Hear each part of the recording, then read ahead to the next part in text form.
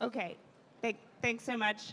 I'm Juliet Eilpern with the Washington Post. We're going to begin this panel because we want to keep close to on time. We're looking at drilling, planning, and preparedness. And we've got three fantastic panelists, and so I'm going to throw out one opening question to all of them, and then we'll follow up with some specific questions, and I believe that there'll be cards that will be distributed if members of the audience want to ask questions in the course of this panel. So starting out, we're going to be talking about how differently are we prepared right now compared to 9 months ago, right before the Deepwater Horizon explosion, and more significantly, since obviously things have not fundamentally changed in terms of planning and preparedness, where are we headed, and to what extent has what the administration put in place, as we just heard, obviously Secretary Salazar was outlining a few new changes, to what extent is that putting us in a direction that will fundamentally change the way we prepare for the potential of accidents that obviously can have tremendous impacts.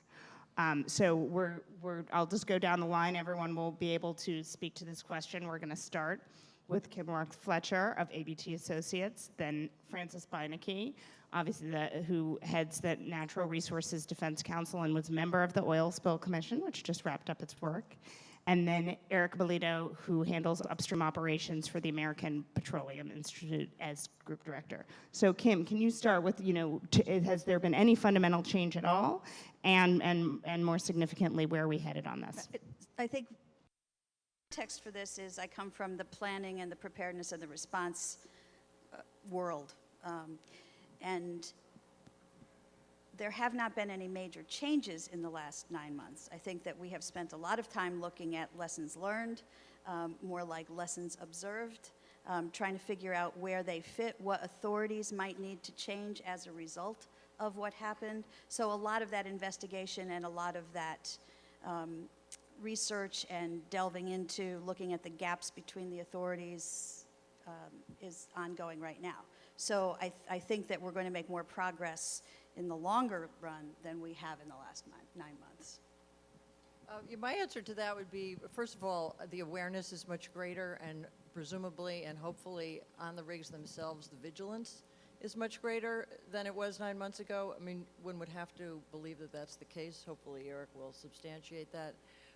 In the commission, we reviewed what the systems currently are and how they have to change.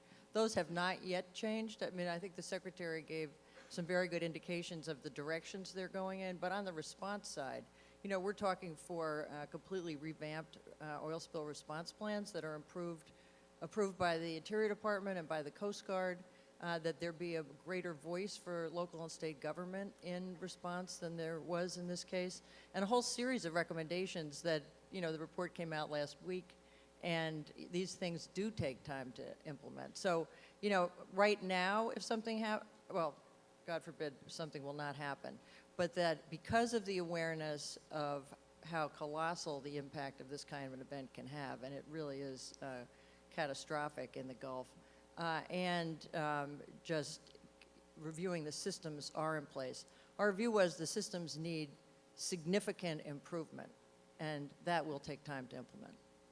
Actually, significant improvements have occurred. The Department of the Interior came out with new regulations on several fronts. And the way we like to look at it is there's 3 legs to a stool that has to be strong for offshore operations. One is in the area of prevention. And the industry came forward and actually made many recommendations on how to strengthen the prevention side. And this relates to having the barriers that Mr. Riley talked about within your well design and making sure that you have them within every flow path. This is now a requirement, and this is something the industry supports. Also talking about different types of pressure tests and new safety and environmental management plans. These are all now new requirements that the industry fully supports.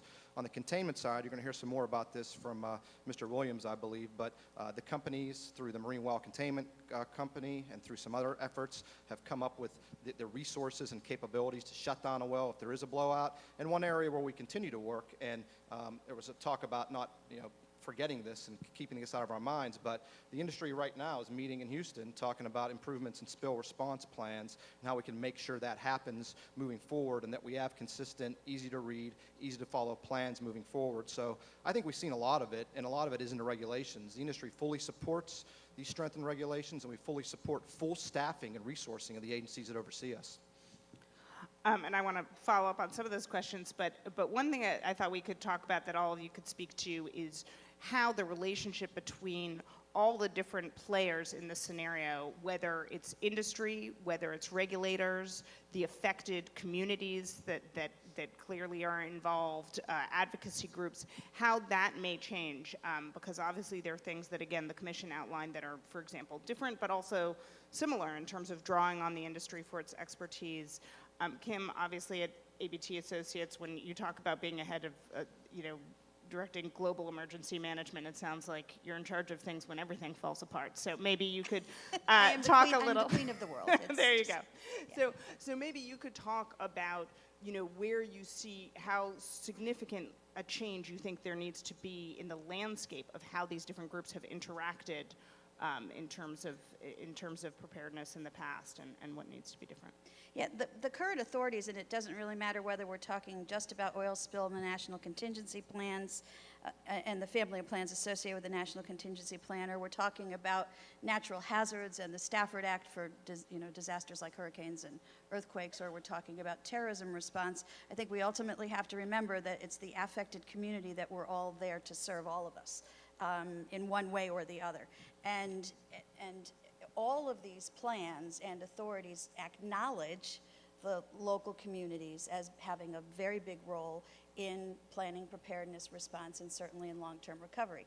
I think that I've studied a little bit about how we use our language, and we keep calling communities the stakeholders. And it's not the guy at the Outback who brings you dinner, but it really, that was a joke. It really is an interesting word, because they're not just stakeholders, they're the reason why we're doing all of this. And I have found over the past years that many communities have the willingness and the will to participate in planning and preparedness and response, but they have neither the resources nor the leadership wherewithal to do that. And I think that changing our language to say these communities are our partners in this planning, preparedness, and response is going to be an important step that we take to go forward. I also think that the way resources and the way authorities and the way planning and preparedness trickles down from the feds, eventually getting down to the local level, is something that we have to recognize, that it takes time to get communities to embrace and to understand a structure that we're going to use for response, or a method of response. And that really takes time. So I would really advocate that we figure out ways going forward to look at how to make communities much more of a partner as opposed to a stakeholder that's somehow held off to the side.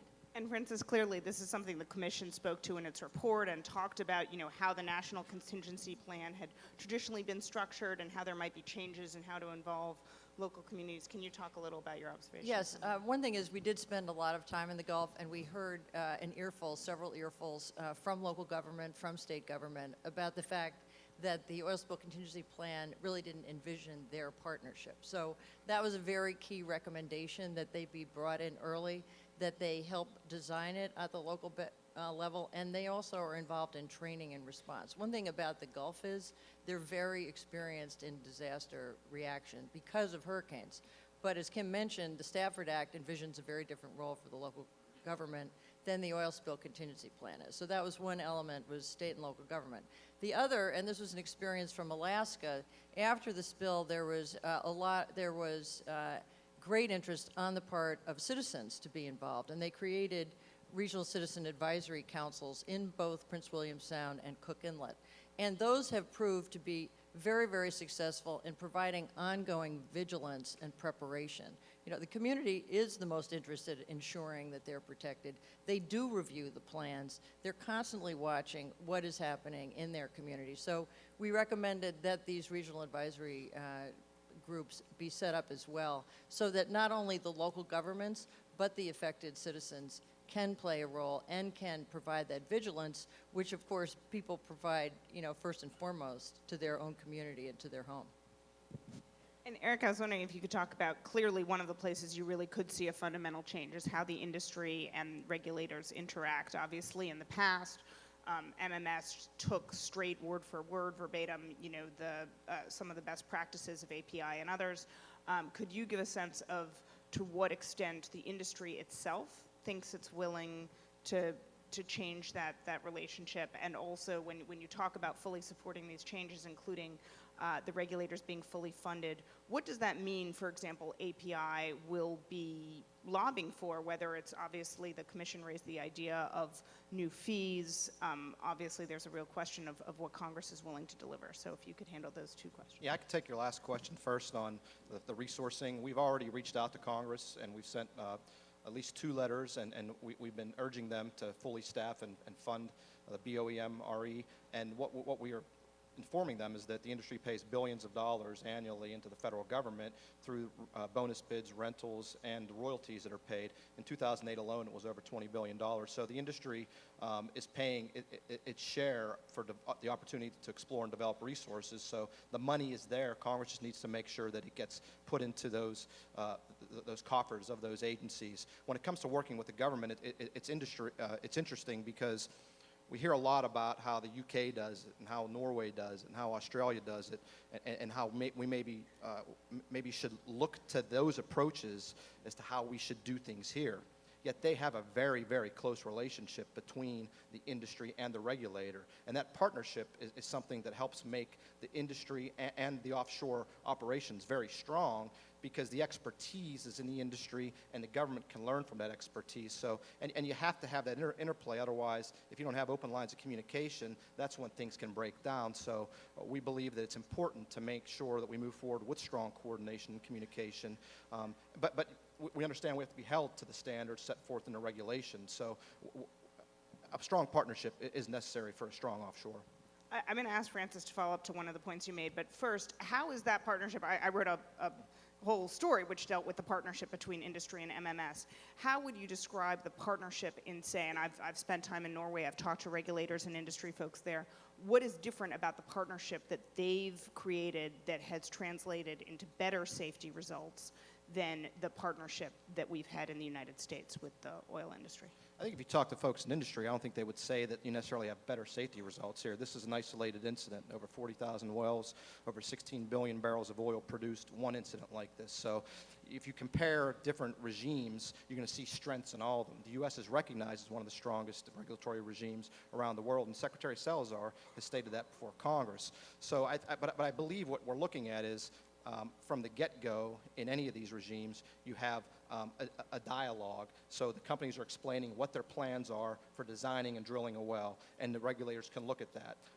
And then as you move forward to the exploration phase, and when you're going to get out there, you have open lines of communication during the inspection. So the whole process is one where questions can be asked, input can be sought from the government by industry, so they can make adjustments as necessary. Mr. Riley spoke about a safety case regime. We fully support that. We put workshops on in Texas and Louisiana as to how to implement a safety case regime. So there are ways that we can bring some of those concepts into this offshore operating environment and make them part of it. And Francis, obviously the commission came to a different conclusion in terms of whether you should just take existing resources from the revenues that we get, for example, for offshore exploration. Can you talk a little, again, when I talked to, for example, the new chair of the House Natural Resources Committee, he says basically the same thing Eric's saying. I would support reprogramming some of the funds that we're already taking in, but I would not support any new fees like ones envisioned on the commission. Can you talk about why you thought that there was a need for different Well, we did make the recommendation that basically the industry should be charged fees, and that those fees should pay for the regulation, just as the Federal Communications Commission is paid for by fees in the industry, and the NRC is paid for by fees in the industry. The lease money and the royalties, this is